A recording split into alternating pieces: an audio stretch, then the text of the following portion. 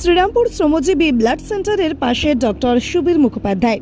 শ্রমজীবী blood centre সম্প্রসারণের উদ্যোগে এবার সহযোগিতার হাত বাড়িয়ে দিলেন হুগলি জেলা পরিষদের শিক্ষা ও তথ্য সংস্কৃতি দপ্তরের কর্মাধ্যক্ষ তথা মেন্টর সুবীর মুখোপাধ্যায়।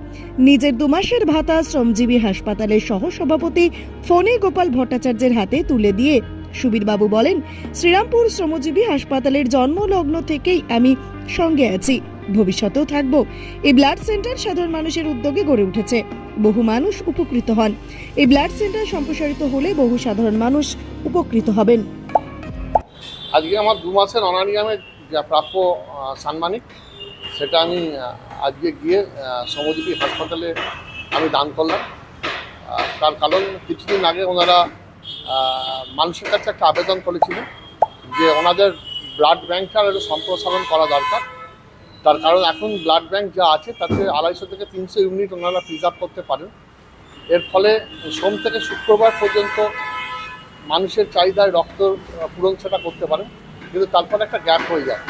সুতরাং ব্লাড ব্যাঙ্কটা যদি একটুখানি সম্প্রসারণ করা যায় তাহলে সারা সপ্তাহ জুড়ে মানুষকে প্রয়োজনে রক্ত সরবরাহ করতে পারবে।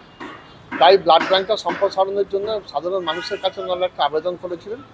সেই আবেদনে সাড়া দিয়ে আমি আমার জেলা পরিষদ থেকে প্রাপ্য যে আমার সাংবাদিক, সেই সাংবাদিকের 2 মাসের সাংবাদিক আমি আজকে চেকের মাধ্যমে আমি শ্রমজীবী হাসপাতালে আমি তাদের হাতে তুলে দিলাম।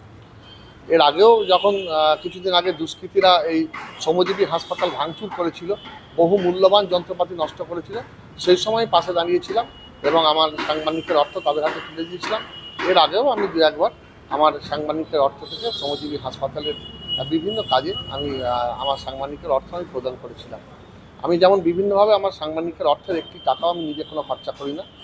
এক্ষেত্রে আমার আদর্শ আমার নেত্রী বাংলার মুখ্যমন্ত্রী মমতা বন্দ্যোপাধ্যায়, তিনি যেমন তার মুখ্যমন্ত্রী হিসাবে সাংবাদিক বা তিনি এতবারের সাংসদ 7 বারের সাংসদ হিসাবে তার পেনশন বলুন যা বলুন সমস্ত কিছু তিনি তেমন নেন না। এটা আমার জীবনের একটা আদর্শ এবং এই আদর্শটা আমার জীবনে আমি নিজে আমার আদর্শের মধ্যে আমি প্রথম করেছি। তাই আমিও আমার এই সাংবাদিকের অর্থ এতটুকু কিছু নিই না। আমি এইভাবেই বিভিন্ন সংস্থাকে কোথায় ব্লাইন্ড স্কুল থেকে আরম্ভ করে শ্রমজীবী হাসপাতাল থেকে আরম্ভ করে আমার যারা অরফ্যান্স ছেলেমেয়েরা পড়াশোনা করে তাদের জন্য বা বিভিন্ন সংস্থাতে আমি এই সাংবাদিকের অর্থ বিভিন্নভাবে আমি তুলে দেওয়ার চেষ্টা করি।